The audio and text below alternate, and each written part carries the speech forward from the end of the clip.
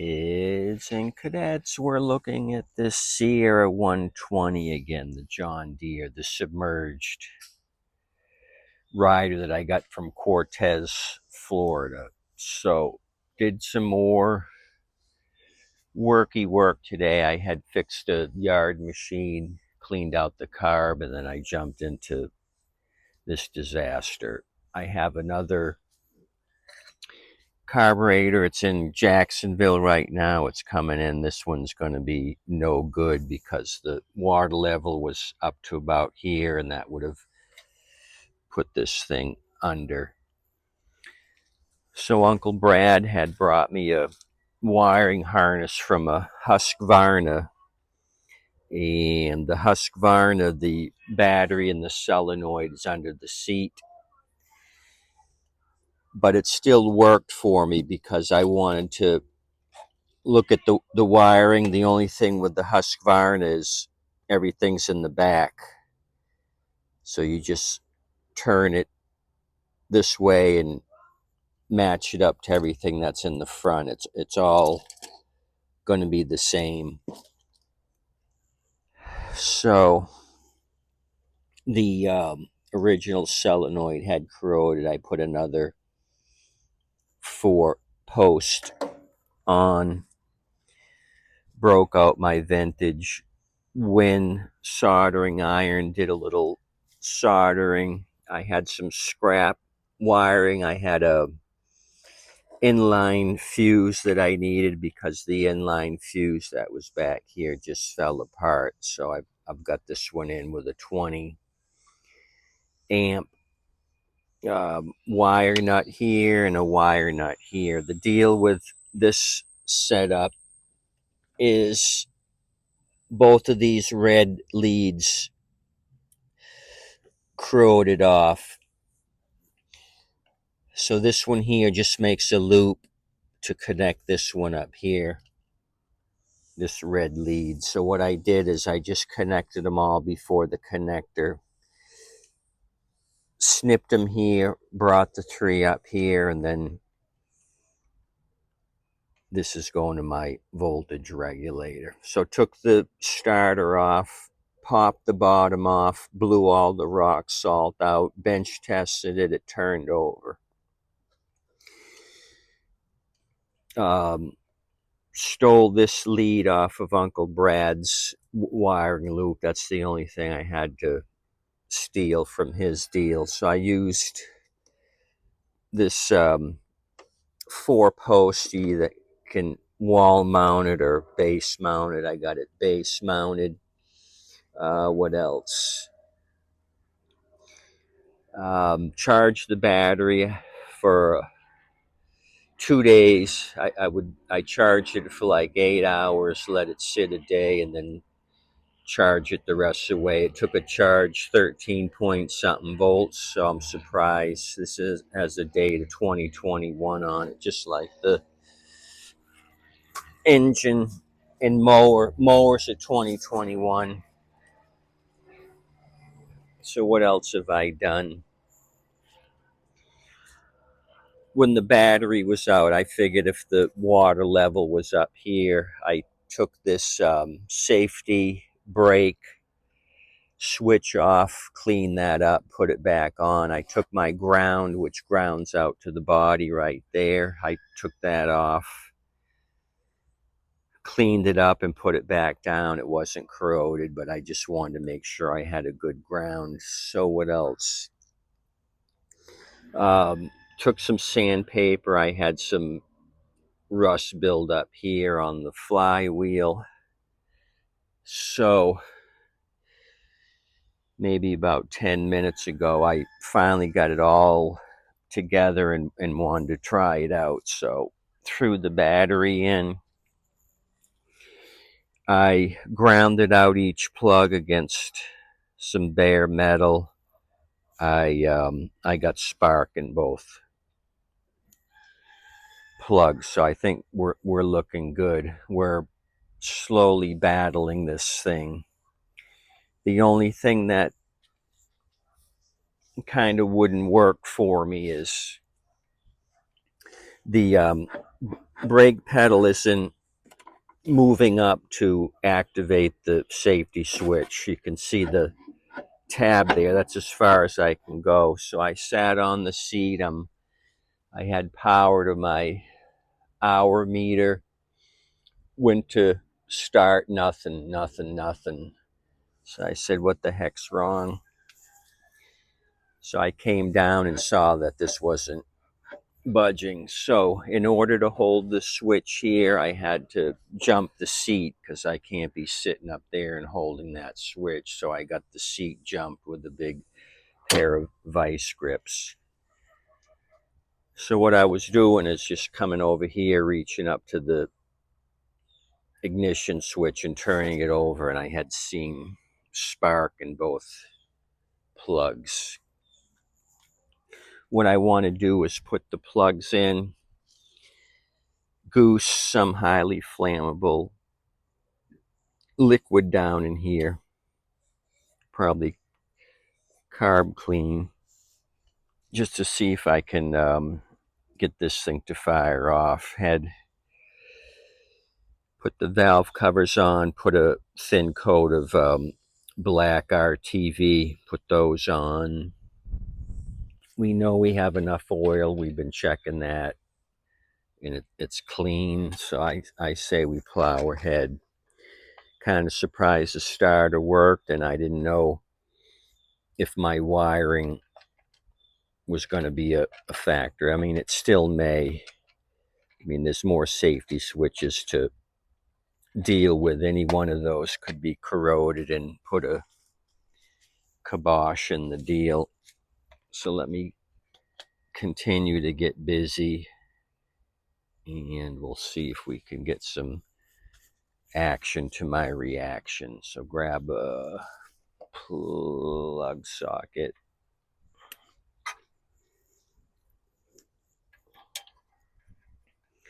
So wherever I've seen a connector and I've been working, I take the connector off and kind of put them back together, make sure there's no crust,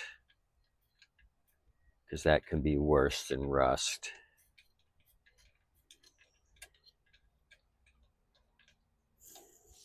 Yeah, I see why this guy bought it from Cortez. Didn't want to mess with it. If he didn't have some spare wiring, an inline fuse harness, it just would have taken some effort. And he said he wasn't very mechanical, so I don't think he would have been happy. He would not have been a happy pappy. Okay, so that one's on. Let me do this side. I think I got 2 plus 2 here on my tailgate. It's a beautiful day in Southwest Florida. I would say high 70s, nice breeze out of the north. Probably you guys up north are freezing.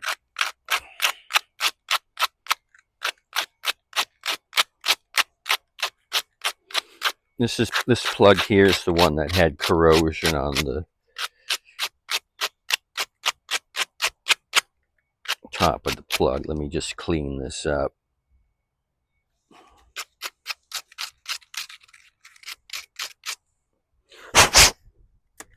And just go with it. So I mean, there's a lot more I'm going to have to deal with here. Did the fuel pump here get snotted up? I mean, there's going to be so many things to look at. Was the gas tank compromised? Is there seawater in the gas tank? Can't figure out why this brake pedal will not move itself all the way down. Okay, this is the one that came out really hard. So what I want to do, I just want to put a drop of oil here on the threads.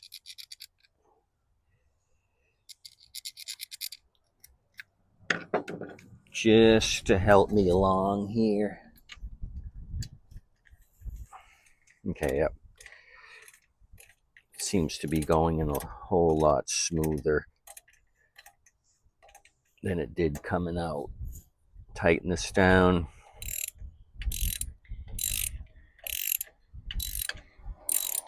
If it kicks off and doesn't bang or blow up, I'll be extremely pleased. Okay, plug this one in. All right. You seeing what I'm seeing? Yupper dupper. Okay, take my 2+2 and just goose each side. Quite a bit there. Hold this safety switch depressed and then reach up with my other hand and let's go.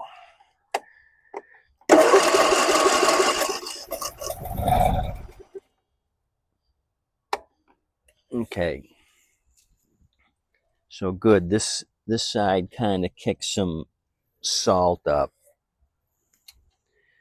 The left side. Let me just take my air gun.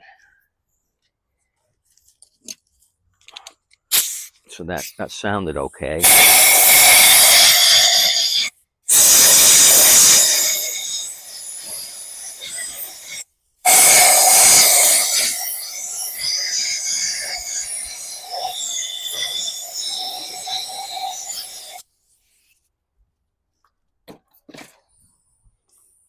Okay, so that was excellent. I'm going to do it again. Give each side a squirt.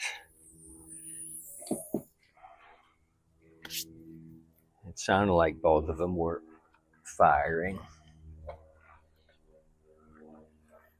This is aggravating. Got to get my finger way down in there under the battery.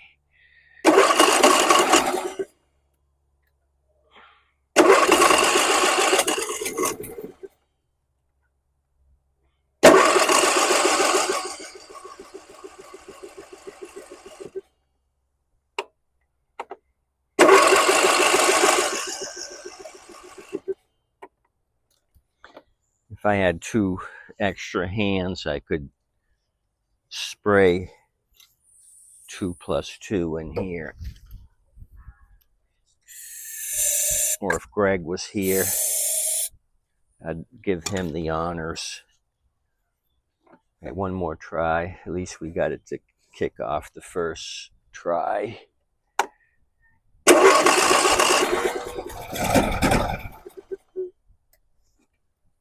You know what? I was just thinking, I bet you the muffler's been flooded, and sure than shit, I looked down and boy, do we have a little mess. So it puked out some water. So this thing has probably been, heck yeah, the whole downpipes have been flooded. So each time I was starting it there, it was puking up badger vomit. You never know what's going to happen at Tommy time. But things are coming along. Let me feel the exhaust on both sides. Okay, that one's cold. Is this one? Okay, they're both cold. I was trying to get an indication of if they were both firing or one side or the other. You do that a lot when you're messing with motorcycles. When you got a 4-cylinder and you can hear a dead miss, you go to the pipe, check each pipe. You feel the coldest one, and that's the one that's not firing for you, and then you swear bloody murder that you got more projects to fix. Okay, let's spray this. Greg, Where are you?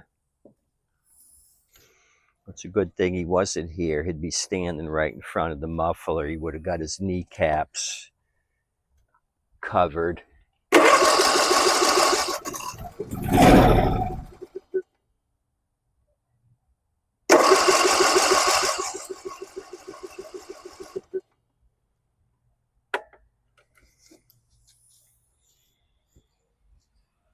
Okay, I'm going to do it one more time.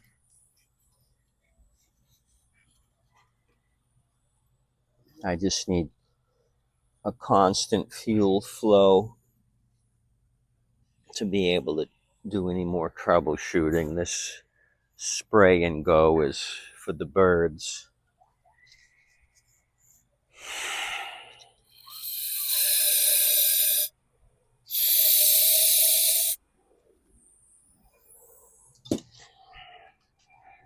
Okay, last try.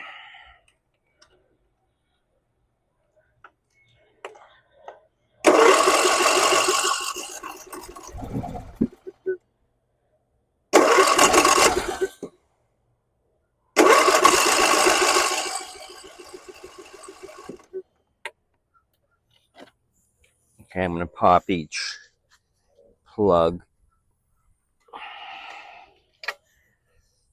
Okay, so we had some combustion. That might have broken some snot loose. I'm guessing when this thing finally heats up, there's going to be a lot of snot coming out of this. Okay, what's this side look like?